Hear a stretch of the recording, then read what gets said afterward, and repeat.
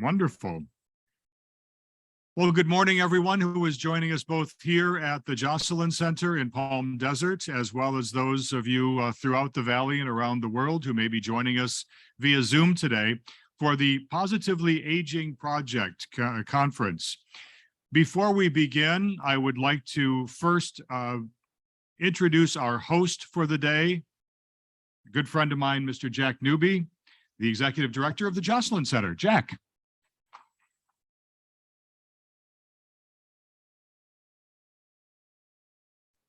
Thank you, Brad, and it's my pleasure to welcome all of you both here in the room and online to the Arthur Newman Theater at the Jocelyn Center. This is something very near and dear to us. I've been involved in this particular project since its inception, and so we really want to welcome all of you here, both again here and online, to the Arthur Newman Theater at the Jocelyn Center. And thank you, Brad. I think Brad will do some of this housekeeping also, but for those of you here, if you need to use the facilities, they're down the hallway, about halfway down the hallway. So again, thank you for joining us, and back to Brad. All right. Thank you, Jack, and thanks to the Jocelyn Center for always putting forth this great facility that we have a chance to utilize for this event over the years. And as everyone knows, we've taken a break from being in person for a few years, but now we are back. And first, I would like to say the welcome to our 7th annual conference.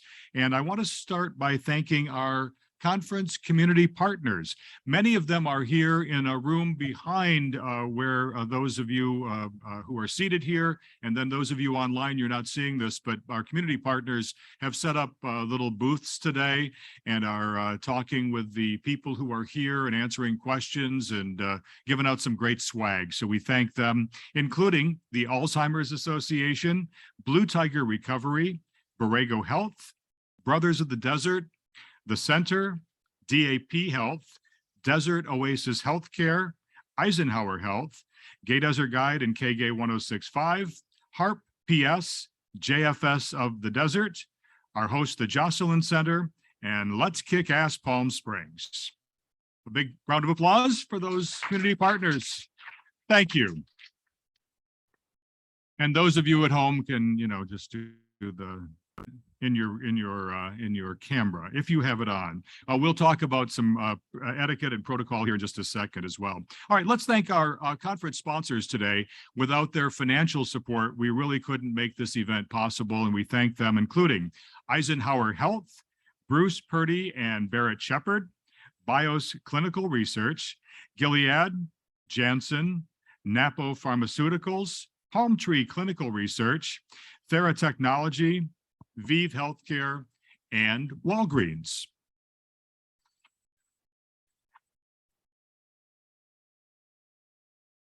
All right, here goes our housekeeping, and I think we have a slide for this today, if I'm not mistaken. Here are some of the things you need to keep in mind if you are here in person. Jocelyn's policy is for everyone to wear a mask, except when you are eating or drinking. There are masks available. It looks like everybody's complying just fine. If you are joining us on Zoom, you don't have to worry about this. You know how to get to your own bathroom. However, as Jack was stating a minute ago, it's in the back area to the left for restrooms. And then, of course, there's plenty of food and drink available here. And then we'll break for lunch from 12 till 1. Now, for those of you who are joining us virtually, don't worry, because during our lunch break today, we have Rosemary Galore coming in for a little drag bingo, and it's going to be visually very fun to see and to watch and to take a look at how we do this. And for those of you who are here, you can get your little bingo cards and dab away, and we've got some nice prizes for you that our sponsors have given us today.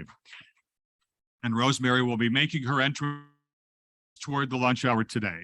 All right, audio will be muted when you log in, and we will be opening up to questions at various points. So if you do have a question, you can use the chat feature to ask a question, and that's the way we'll get them answered. So again, the chat feature on your Zoom, you can just ask the question, and I think that goes to the general, to everyone. Is that correct? Or to the host? Is that how it goes?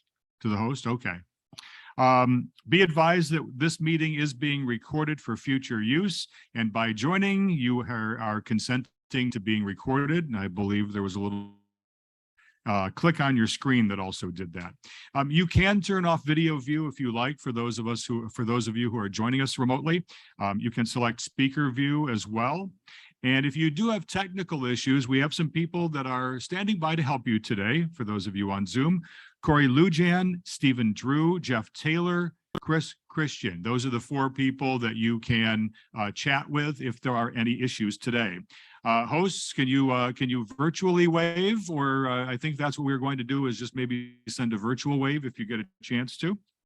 Otherwise, let us get started today. We're going to start today with a little meet and greet, and someone who I've had a chance to get to know just a little bit this morning, and I'm very proud to welcome him to our stage this morning. Dr. Wesley Detwiler, who's a clinical psychologist with Borrego Health. He also has private practice, and he's on the HARP Board of Directors. So, Wesley, please come up and join us.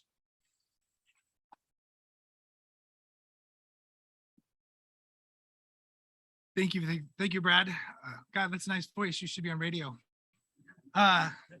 So forgive me, I'm a little nervous today, but I'm so excited to be here. I'm not used to talking in front of so many people. I was to imagine everybody naked, so let that sink in. I'd like for you guys to take a moment.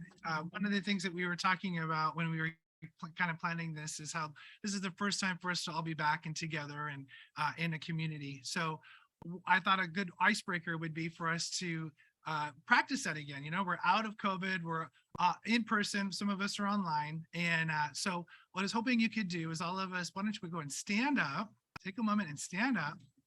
And I want you to take a look around the room. And I want you to find somebody that you might not recognize or you don't know, and you're going to know exactly who they are because you won't have any idea who they are, right? And I want you to go ahead and talk about politics and religion. I'm sorry, don't talk about, I get it mixed up. Why don't we do this? Why don't you go and find somebody you don't recognize and ask them, what is the best piece of advice that you've ever heard? Okay, so go ahead, make eye contact with somebody, introduce yourself.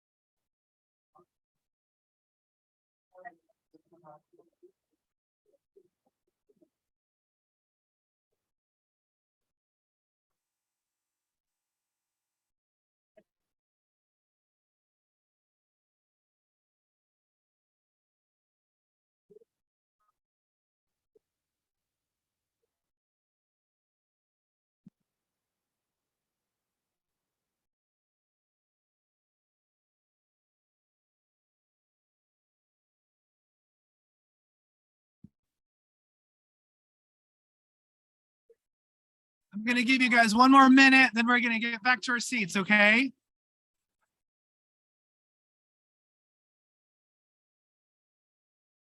I'm going to give you guys one more minute, and then we'll get back to our seats.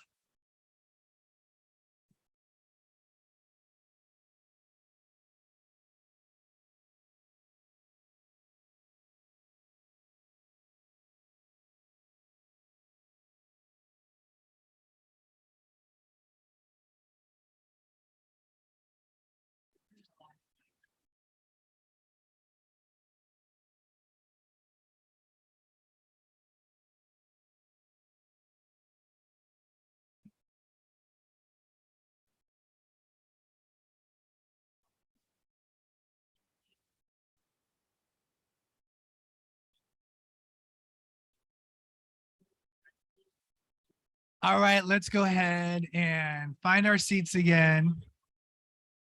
Thank you, everybody. We'll find our seats again. Thank you. All right, so who learned a piece of advice that we all, who wants to share a piece of advice that they've heard? Anybody?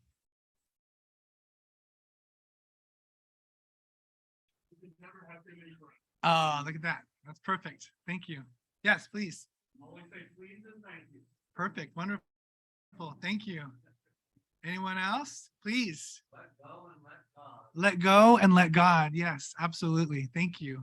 Anyone else? Please. Be positive. The way to stay on message. Yes. Thank you. Thank you. Yes, please. What? Okay, thank you. Anyone else? Oh, please, yes. Don't spend it all. Don't spend it all. Awesome. Yes. Growing old is not for sissies. Okay, cool, wonderful. Anybody online wanting to share anything? So, all right. Well, thank you guys for participating. I want to stay on top on our. It's been my pleasure I'm very excited to kick off this meeting. We're going to have a wonderful day today, celebrating community, celebrating each other. We got some fun things in store. And I think with that, I will hand it over to, I think, who's next on the list here? Dr. Ritchie. Yes, thank you. Thank you.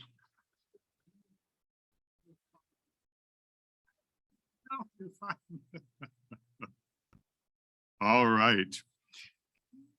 Well, here is someone who has made a huge difference in our community in a very short amount of time. And although today I think is the first time that we've met in person, if I'm not mistaken, we've known of each other for almost 2 years now, but we had something called COVID that kept us apart physically, although I have seen you on many Zoom calls and everything else. And someone who's doing great work in our community and has really stepped up to the plate with what's been happening with monkeypox. And so her expertise is going to be very valuable to all of us today. We're going to get a little update today from Dr. Phyllis Ritchie, who's the Executive Director and founder of PS Test. And why are there the PS ... test, right? Just PS Test. I see the ... dots in there. So. All right. Dr. Ritchie, come on up, please.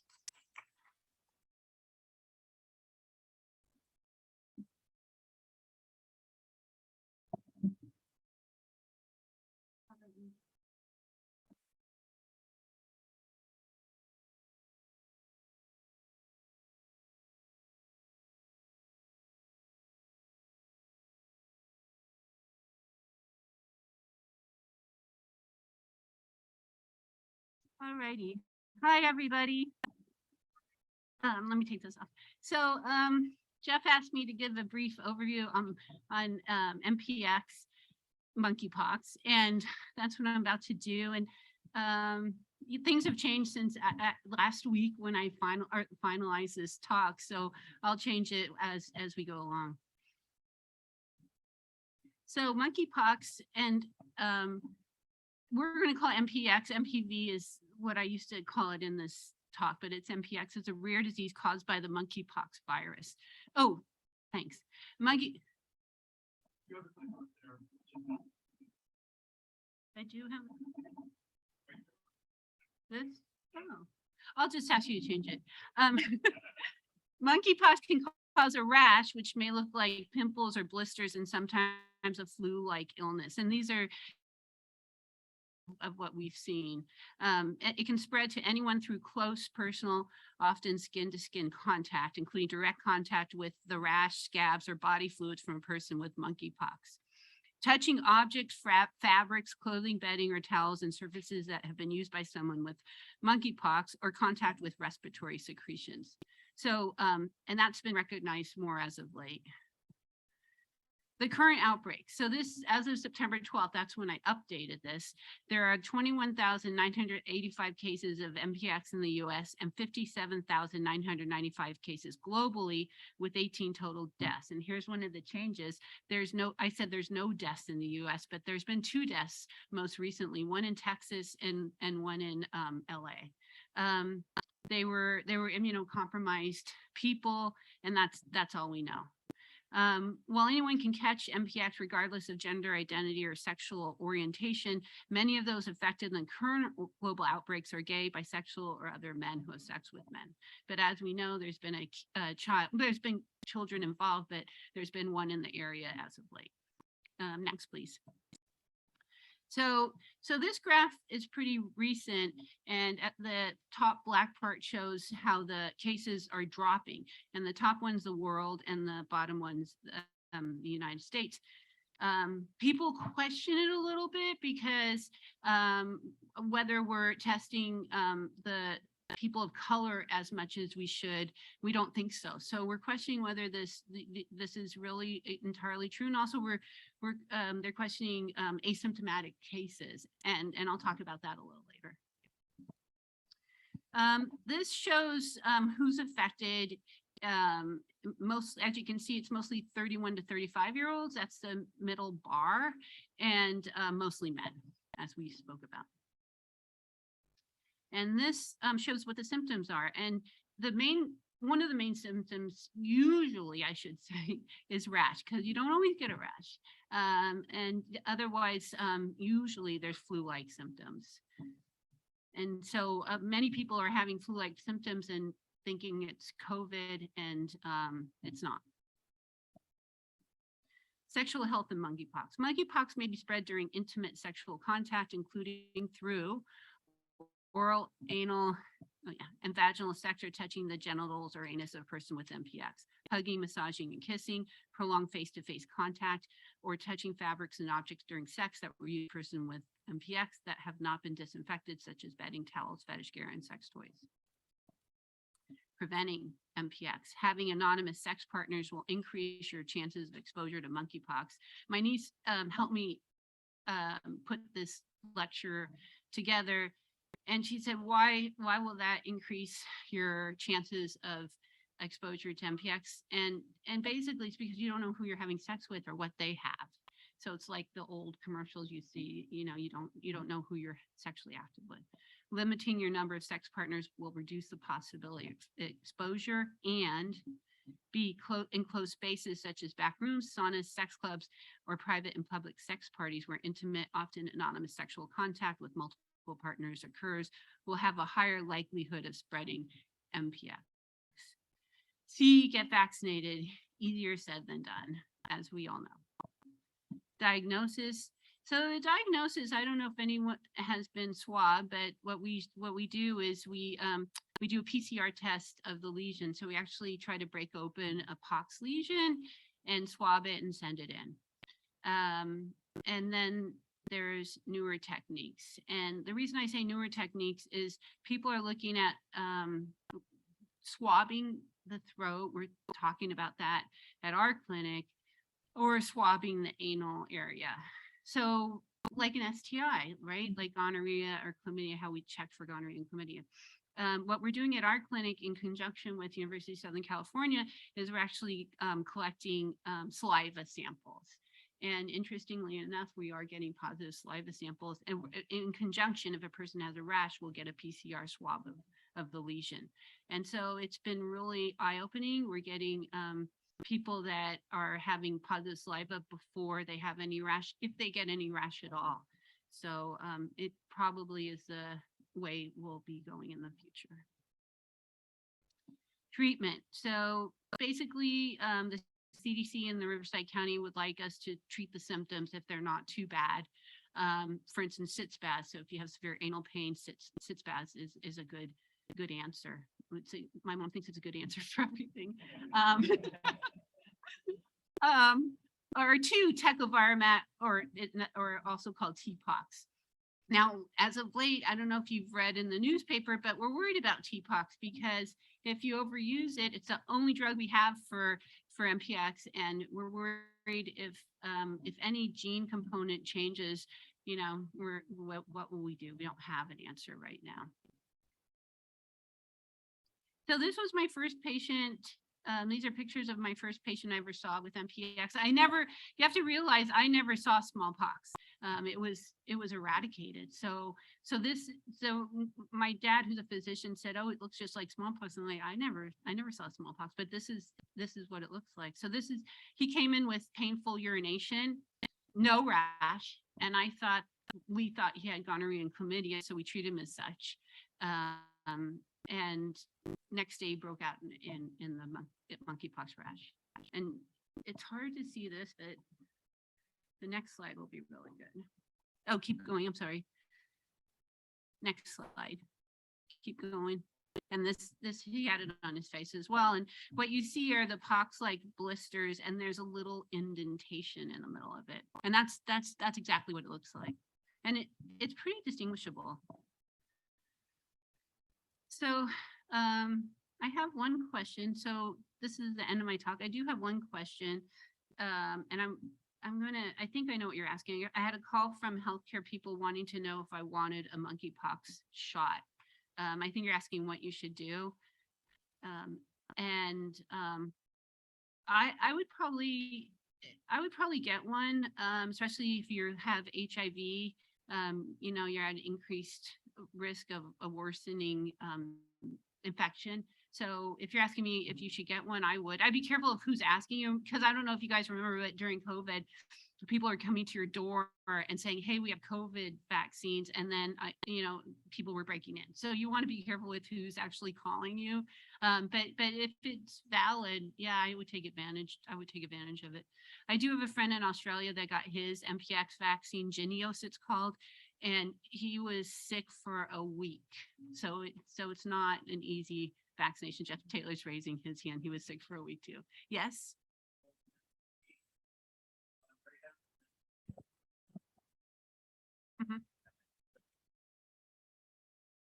Has anything been done to study the efficacy of only one back shot as opposed to getting the booster? Because I'd really, I'm so kind of like backs shook right now that I really would not like to get the second one. Yeah, I've read a lot about it. And at first there was some question in I'm an infectious disease specialist. So there was some question in our literature about one vaccine being adequate. And then later on, we're learning as we go. So later on, the feeling is that 2 vaccines are adequate. The intradermal way of giving it gives a bigger immune response, but I don't think it's adequate from what I've read. And so you probably do need the second vaccination. I don't know if did you get intradermal or sub-Q?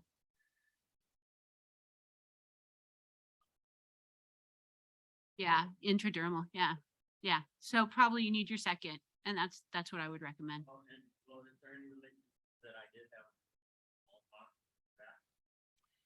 No. Well, the short answer is no. The short answer is no. The long answer is I don't know. Yeah, I mean, we really don't know. But would I take a chance if I was going to if I had exposure, if I had potential exposure, would I take a chance? No, I would get it.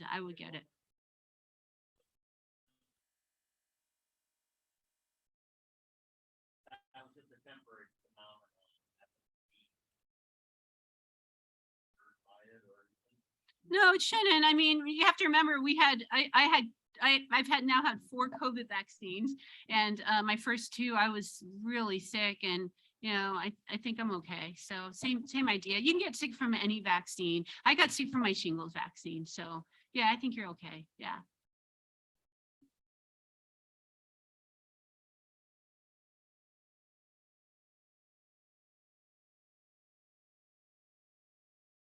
Hi, good morning. Would you care to hypothesize about the very, very low incidence rate for people 65 and over? Yeah, I mean, I think we saw it there is a low incidence rate of 65 and older, but I'm going to caveat that because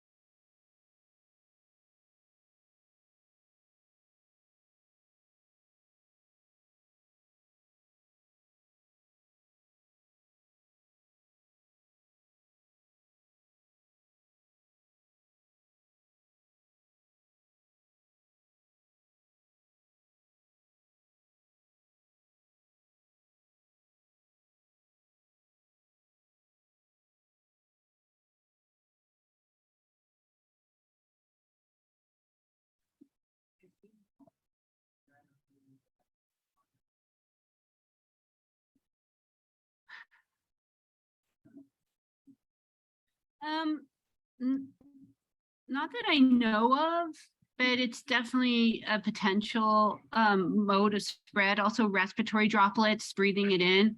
You know, I read about, this was before this particular outbreak. I read about an outbreak of a family in Africa. One person had it, they all lived in the same room. The whole family got it from respiratory droplets. So this was before this outbreak. So there's nothing I know of in particular, but it's definitely a potential way to transmit it. Yeah, it's not just, but the gym I haven't heard of. I mean, people ask me that a lot, and my answer is if you are worried about if you could get it at the gym, there would be many more people that contracted it, because there's so many people that go to the gym, including myself. But you know, people just wipe off, and I think we're okay at the gym. I really do. Could you talk about mutations and the effect on vaccinations? Yeah, the mutations are a concern. That's what I was talking about before with the tecovirumat, the TPOX. They definitely are a concern, and yeah, it's a problem. It's a concern. We don't know enough about it, but if it happens, it's a problem, especially with treatment, because we only have that one antiviral. There is I touched on it and I didn't go into it, but there is a thought about asymptomatic carriage, and we're concerned about that as well. There's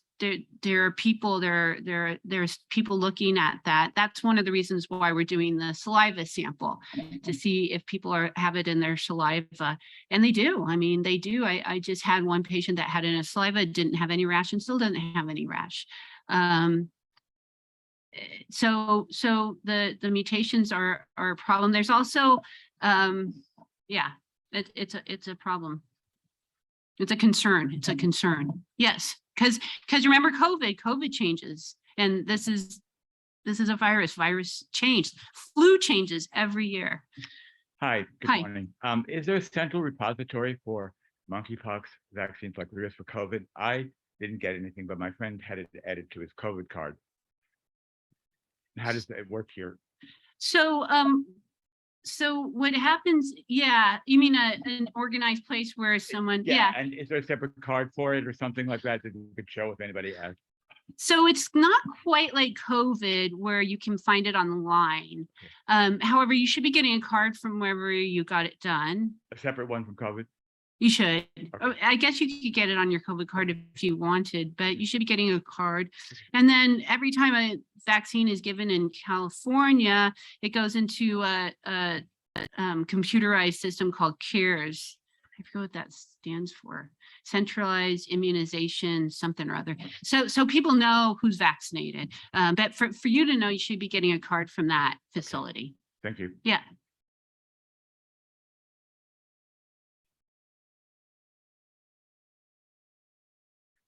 Hi there. Hi. I was unable to get the monkeypox vaccine because I am on tacrolimus, which is a post-transplant kidney drug. Can you talk a little more about, the type of vaccine this is and why certain medications that people are taking will prohibit them from getting the vaccine? Yeah. So if we go back a little bit to the original smallpox vaccine, which people got a little scar from. I don't know if anyone has that in here, but there was the original smallpox vaccine, ACAM 2000 is called. You got a scar from it. It was they kind of scratched it on, and that was a live replicating vaccine, and that you would not give to anyone who's immunocompromised. And in fact, that potentially the person that gets it could potentially excrete the virus and give it to other people. So that was a concern about not giving that in this particular outbreak, because smallpox and monkeypox are part of the same orthopox family. So Jynneos was actually stockpiled by the United States federal government after there were those mailing samples of God, I'm blanking on what it was, after 9/11. people sent out the powder. Yes, anthrax. And so they said, God, we could have a smallpox bioweapon. So they stockpiled Jynneos and let it go out of date. And so that's where we are now. But Jynneos is a live vaccine, but it's not replicating. So I don't know about tacrolimus, so I apologize, but it's an okay vaccine to give to most HIV patients. HIV people can get Jynneos, no problem. And since it's non-replicating, a lot of immunocompromised patients can get Jynneos. So yeah, so that's I don't know about tacrolimus. I'm sorry, but your oncologist, if that's what they said, then I would follow their advice.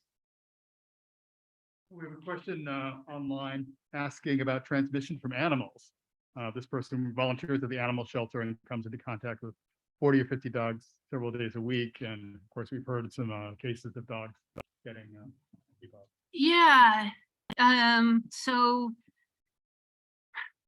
it's kind of out there. Jeff and I were on a Zoom call with the Palm Tree Clinical people, Carlos Martinez and Danielle Rangel, and they were telling us about a case in, was it Oakland or somewhere around there, Bay Area, where they got they transmitted the MPX to their dogs, and there is a potential for dogs to transmit it back.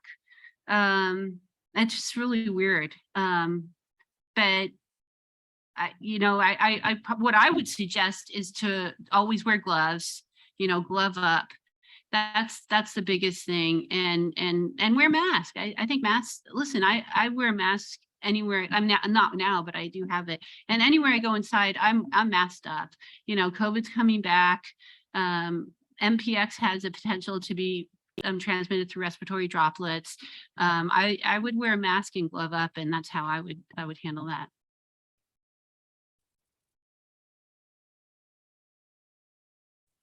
Hi. Hi.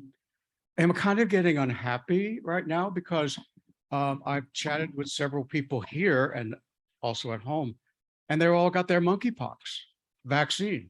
And I know they're not all sex workers. So, I mean, maybe so, right? Do you have any insight? I figure because of my health situation, in addition to HIV, that I would qualify. And I really, do you have any insight on how we're going to get them? Do I need to go to Cleveland? What, if you don't mind me asking, what medical facility do you belong to, or what is your- DAP. And they told me, wait for a call. So I'm waiting. I filled out the form for the Riverside, University Health, and I'm waiting for my call. How many of you have had a monkeypox? How many of you had the vaccine? Well,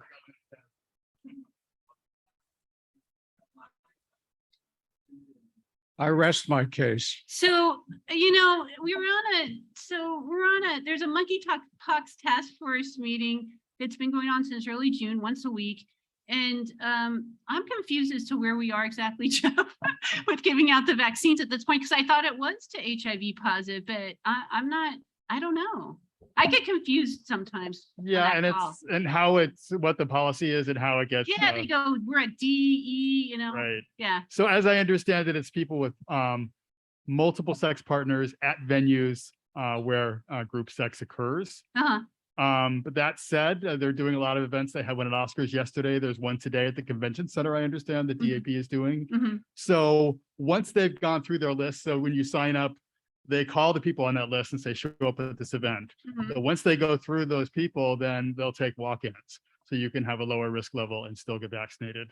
And I know some people are getting creative and suddenly have a lot more sex partners than they used to all of a sudden, and that sort of thing. So, it's kind of like, COVID was back in the day. So it's a messed up process. There's nothing we can do about it. The reason to go to LA, and don't be shy about going to LA to get your vaccine. They don't ask questions. They don't care where you live. The reason they have so many is because they got a separate allocation from the federal government because they're the second largest city in the country. The first allocation of vaccines So they got 43,000. The entire state of California got 66,000.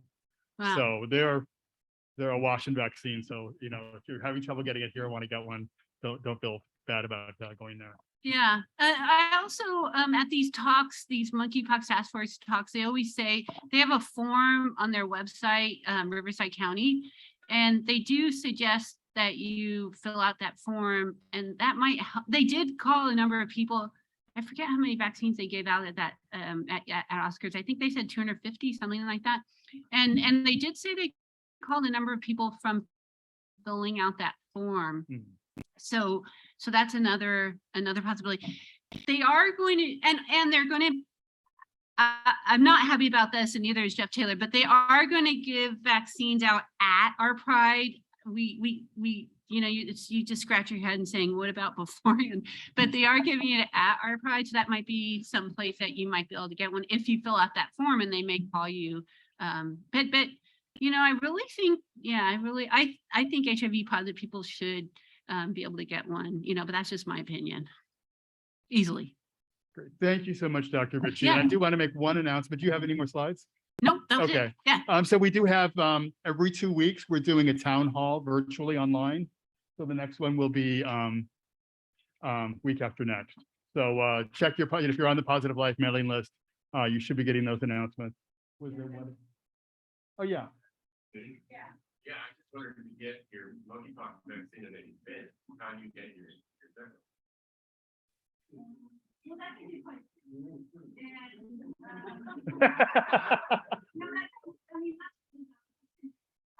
You know, I think that Dr. Dimitri Detwiler is in something like the monkeypox czar, you know, and he estimates, or CDC estimates, there's 1.5 million people that need this vaccine, and they've given it to 700,000. That's half. Riverside County has no idea how many people need it in our area, no idea. And they've given out 8,000, about 8,000. From what I've read, we need about, I think I read 22,000. So we're way off. And you don't always get sick, so if you're worried about getting sick, only worry about Amazon because I had one subdermal one, and just a little under the weather.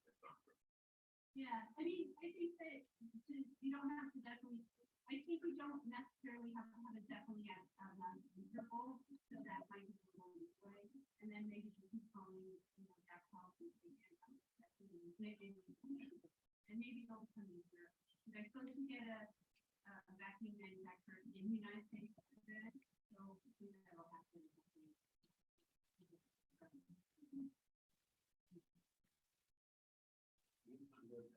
Yeah, go to LA. And I'm not a doctor. I'm not even trying to play one today, but I did get my vaccine at Oscars this week, and they database you. And so I think they will contact you. Is that true when you need the second? If are you automatically listed, or don't we know that for sure? Okay, you're supposed to be. Okay. Yeah. It's like the early days of COVID, right? When we just, yeah. Dr. Phyllis Ritchie, thank you, and thank you for all you do with PS tests and for the leadership you've really given on the monkeypox issue in our community. We're really proud and thankful to have you not only a part of that, but a part of this today. It's great. Well, Jeff is absolutely amazing. We thank him for everything he's done today. And Jeff is actually one of our people that if you have any technical issues today, you can reach out. But for those of you on Zoom, we are at the 7th annual Positively Aging Project. We are here at the Jocelyn Center in Palm Desert, and there's a number of us here gathered. But those of you who are on Zoom today, if you do have any questions or comments or concerns, Corey Lujan, Stephen Drew, Jeff Taylor, and Chris Christensen are the people you can reach out to via chat on Zoom, just in case there are any questions or concerns. Well, the good news is we are pretty much on time this morning for what we're doing today.